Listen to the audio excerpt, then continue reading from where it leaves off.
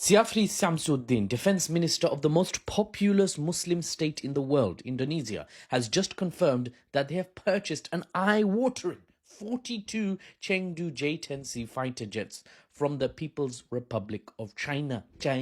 This would make Indonesia the second country on earth to publicly declare the acquisition of Chinese warplanes, with the other Muslim state, Pakistan, being the first. Now, in case you've not heard, earlier this year, Chinese jets with Pakistani pilots reportedly shot down anywhere between 3 and 7 French Rafale fighter jets of the Indian Air Force, piloted obviously by Indian pilots, during the Pahalgam incident. I covered that in detail on my channel. The deal, this one, between Indonesia and China is set to cost $9 billion. Whew! That's over 200 million per jet. It's quite the premium if 42 jets is indeed what Indonesia will get.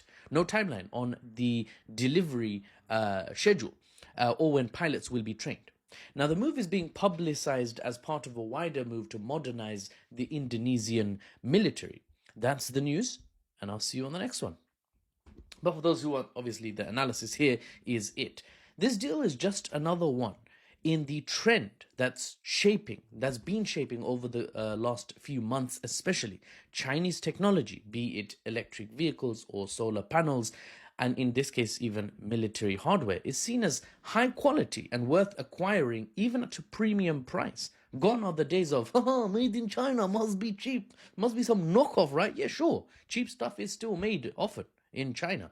But everything is made often in China, right? So is the high-tech, cutting-edge stuff now. China is not the same as it was 30 years ago. Now, I'll mention in a coming post, European nations are telling China, we need your technology. How the tables have been turned, right? And China's like, no, you can't have our technology for free. This is not forced tech transfer season.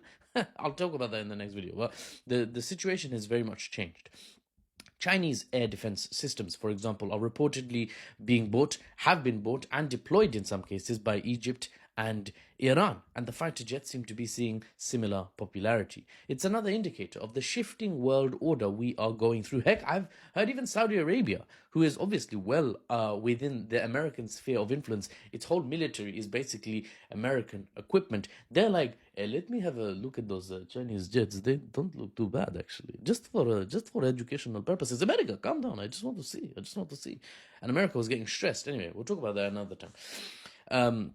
We'll talk about how the Pakistan-Saudi Defense Pact is actually also a way that Saudi can access Chinese technology without upsetting Big Daddy USA. Oof, there's so much to talk about. It's such a playground full of drama, the world stage. Anyway, previously, talking about the geopolitics, right?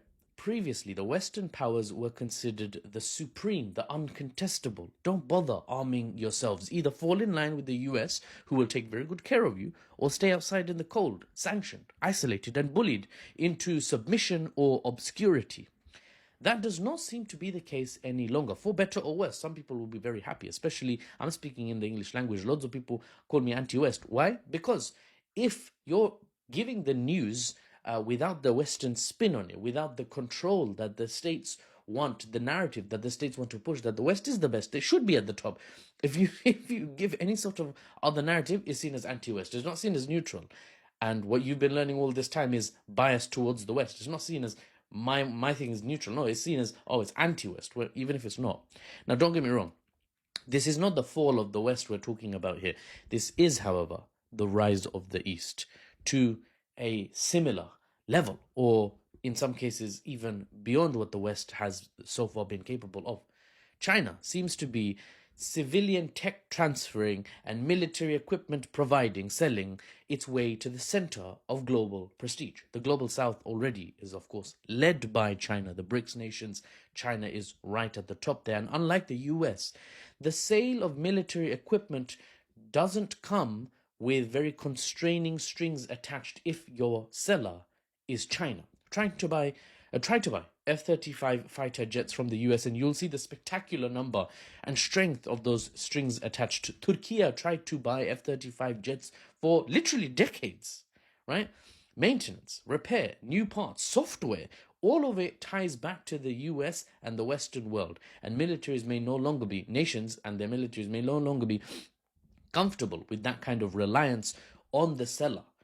Um, for example, just the F-35 example, it got so bad. It is so bad. It's so reliant on your seller to keep the product you've bought from them, the fighter jets, functioning, that people say it's effectively, analysts say it's effectively a kill switch. If America doesn't want you to use F-35 that you bought from them against any group, anyone that America's unhappy with you fighting against, they can essentially kill switch it, switch it off. Not with a simple button that makes it fall out of the sky, but it might as well be left inoperable, unusable, especially as time goes on and software updates and maintenance and components are not provided to the state that America is particularly unhappy with. We'll get into that in another video. The point is, so many strings come attached to military equipment sold by the US. That's just the American culture, right? I'm not saying it's good or bad, it's just the reality. If buying isn't owning, then maybe it's not worth buying from there anymore. That's the thinking on the world stage. If military defense equipment on sale from all countries was like people sit on a street and there's like stalls, the American vendor, the American seller is looking less and less appealing, especially as new vendors like China have popped up that provide very respectable capability and technology, potentially for a lower price and definitely for fewer strings attached, from what is apparent, from what I can see, from what I can gather. Basically, China is sitting across the street from America, inviting you in with a warm cup of tea, a bowl of delectable noodle soup, and a plush velvet rug for you to sit on as you guys negotiate and hopefully make a deal soon. China, for better or worse, has positioned itself as a reliable alternative seller of weapons of war. And the Muslim world, and broadly the global south, are accepting the invitation, sitting down and taking a sip of that ginseng tea as they peruse what is on sale.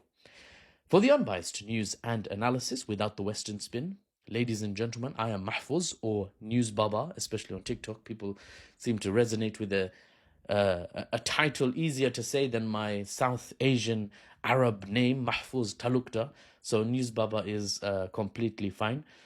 I'll see you on the next one.